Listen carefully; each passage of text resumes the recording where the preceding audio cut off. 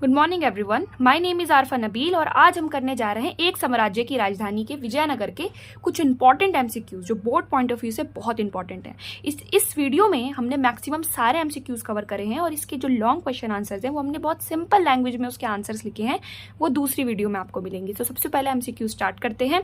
तो पहला एमसीक्यू है, विजयनगर साम्राज्य को निम्न स्थान पर युद्ध में करारी शिकस्त मिली थी। कहाँ मिली थी करारी शिकस्त? तो हमें पता है उस युद्ध को तालीकोट या फिर राक्षसी तांगड़ी का भी युद्ध कहते हैं, क्योंकि उसके बाद विजयनगर खत्म हो गया था बिल्कुल।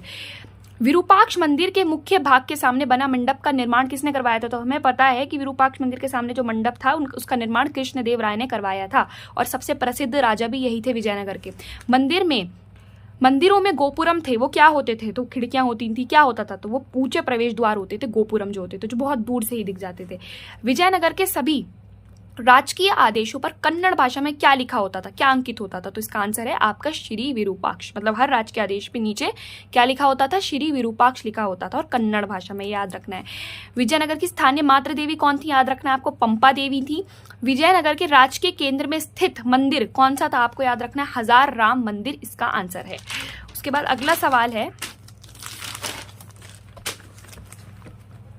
विजयनगर का लोटस महल कहाँ स्थित है? तो आपको याद रखना है धार्मिक केंद्र में, राजकीय केंद्र में नहीं है, दोनों अलग अलग जगह हैं। विजयनगर को विजय का भवन किसने कहा था? तो याद रखना है आपको डोमिंगो प्रेस ने कहा था, ठीक है, इनका नाम याद रखना है। राजा का भवन ये जो था ये प्रभावशाली मंच था, विशालकाय था, तो था क्या ये? विरूपाक्ष मंदिर था, विट्ठल मंदिर था या महानवमी डिब्बा? तो महानवमी डिब्बा को राजा का भवन भी कहा जाता था। विजयनगर की सबसे महत्वपूर्ण संरचनाओं में से एक थी हिरिया नहर। याद रखना है आपको कि हिरिया नहर से अभी आगे पढ़ेंगे कि हिरिया नहर का क्या महत्व था।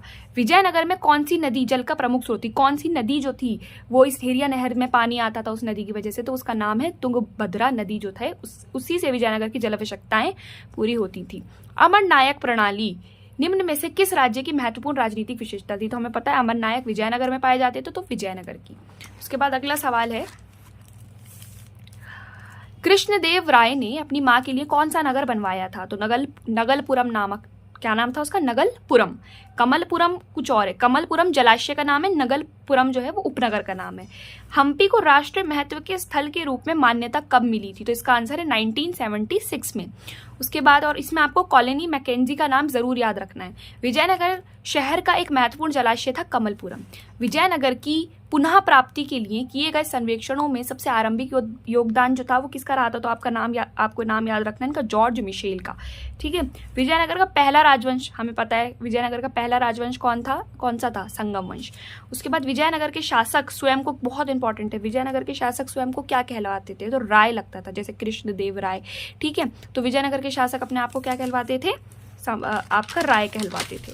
उसके बाद अगला सवाल है, विजयनगर साम्राज्य की स्थापना कब हुई? तो इसे हमने डायरेक्ट आंसर लिखा है, विजयनगर साम्राज्य की स्थापना कब हुई थी? 1336 में। विजयनगर की स्थापना किसने की थी? तो हरिहर और बुक्का। उसके बाद नेक्स्ट सवाल है, विजयनगर के विस्तार व दृढ़ीकरण में सबसे अधिक योगदान किस राजा का रहा है? मतलब सब जो साम्राज्य को इतना फैलाया है वो किसने फैलाया? तो आपको याद रखना है इसका आंसर है कृष्णदेव राय। उसके बाद हम्पी के भाग्यनिवेशों की खोज किसने और कब की? तो आपको याद रखना है कॉलोनी मैकेंजी सबसे पहला वो इंसान था जिसने क्या करा था? हम्पी के अंदर अवशेष खोज डाले थे, ठीक है। विजयनगर के राजकीय आदेशों पर श्री विरूपाक्ष किस लिपि में लिखा होता था? अभी हमने पहले भी पढ़ा है, कन्नड़ लिपि में। तालीकोट का युद्ध कब हुआ था? तो याद रखना है आपको, जिसके बाद विजयनगर साम्राज्य पूरी तरीके से टूट गया था, तो ये हुआ था 1565 में। महाराष्ट्र में पूजे जाने वाले विष्णु का एक रूप है, तो हमें पता है विट्ठल जो है वो महाराष्ट्र में पूजे जाने वाले विष्णु का एक रूप माने जाते हैं। उसके बाद हम ये देखते हैं कि कुछ इंपॉर्टेंट क्वेश्चन आंसर्स जो हैं वो हमें देखने को मिलते हैं इसके अंदर, जो लॉन्ग क्वेश्चन आंसर